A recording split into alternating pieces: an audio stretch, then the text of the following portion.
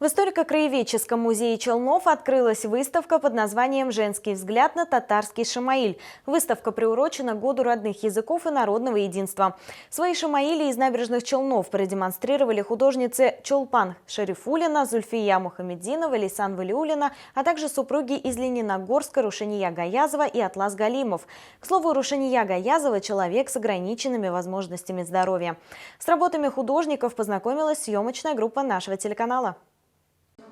Шамаиль – это картина с выдержками из Корана, надписями на арабском, татарском языках и изображением мусульманских святынь. Их размещают в жилых домах, над дверными проемами и в мечетях. Шамаили возникли много веков назад, но не теряют актуальности до сих пор. Зульфия Мухаммединова занимается религиозной живописью с начала 90-х годов. Ее работам свойственны строгие каноны, которые в семье передавались из поколения в поколение.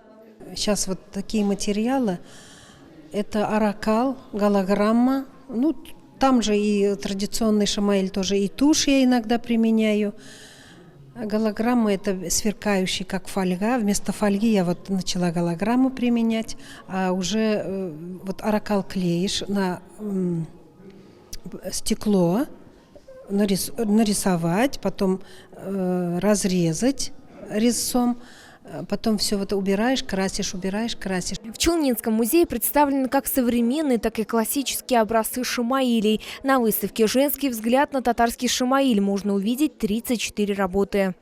То, что мы сегодня видим в экспозиции, наши художницы уже подходят не только по ранним канонам, но они уже стараются подойти более творчески, видят свое, видят по-своему же, по-современному, и трактуют и в цветовой гамме, и в самом шрифте. Уникальная выставка продлится до 15 февраля. Лилия Гатина, Ленар Султанов, Новости Челны ТВ.